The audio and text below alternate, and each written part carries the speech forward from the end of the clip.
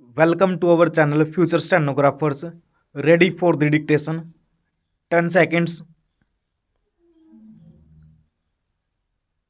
5 seconds. Ready? Start. In conclusion, I would like to say a word in regard to employment with which I have been dealing so far. According to the figures supplied, the number of displaced persons from Bangladesh employed through employment exchange is only 37,000. This is very meagre compared with their total number, which comes to 32 lakhs according to the official figures. This is with regard to Bangladesh refugees.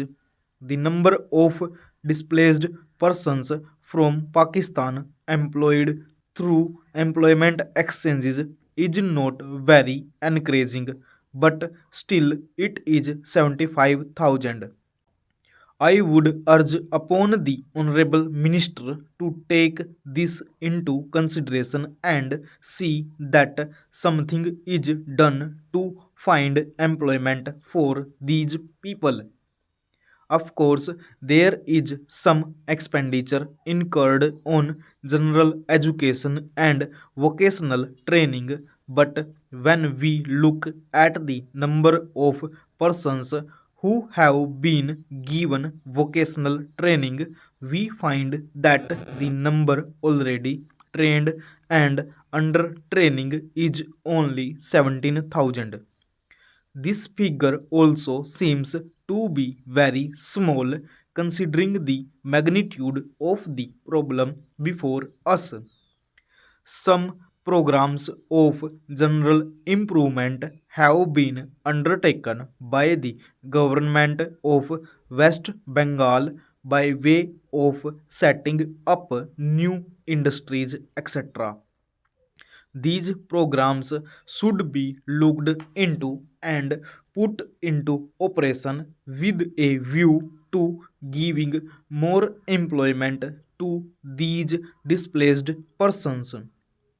Within the limited time at my disposal, I shall limit my remarks to refugees from Bangladesh. The first thing which strikes one as one looks at the various brochures and publications that have been given to us is the amount of contradiction one has to battle against. The first contradiction is in regard to the number of persons government think they have rehabilitated in West Bengal. Granting that it is difficult to make a final assessment of the number of refugees who have come from Bangladesh, it is still true to say that at least there should be some sort of parity between what the Union Minister says and what the West Bengal Rehabilitation Minister says. Only a few days ago, the West Bengal Minister of Rehabilitation said that there are 22 lakhs of refugees who have to be rehabilitated, but the central government's figures are 31 lakhs. Unless the government know the number of people they have to budget for, it is rather bewildering to know how they mean to plan in bringing about their rehabilitation. As a matter of fact, many other sources believe that the figure is far higher, but in any case, there should be some parity and some idea as to the extent of the rehabilitation problem which still remains before the people of West Bengal. The other contradiction is this. On the one hand, Srimati Renuka Ray says that in the near future they will be making a successful completion of the work of economic rehabilitation of refugees in that state, but only last year Sri AP Jain said that as yet the problem of the displaced persons from Bangladesh was a matter which was giving some concern. I really do not understand why, in spite of Sri A.P. Jain recognizing that the problem is still quite serious, Srimati Renuka Ray should have made such a statement. Yet, when we heard the Honorable Finance Minister, we find that there has been a big shortfall in rehabilitation budget.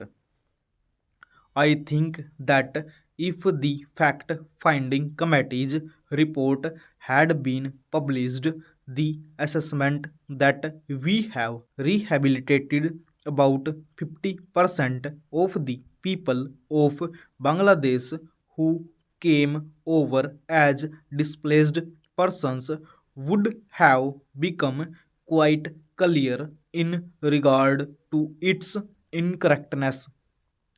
As a matter of fact, when we went round the camps and colonies in West Bengal, we found that as yet not more than 15% of the people have been rehabilitated in the sense that they are able to eke out their subsistence on the poorest levels.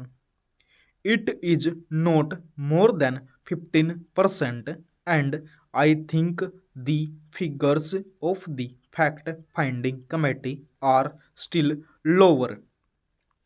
I think this is something that we have to take very seriously and put our minds to and apply all resources that we have to find out how we will be able to tackle this problem of rehabilitation.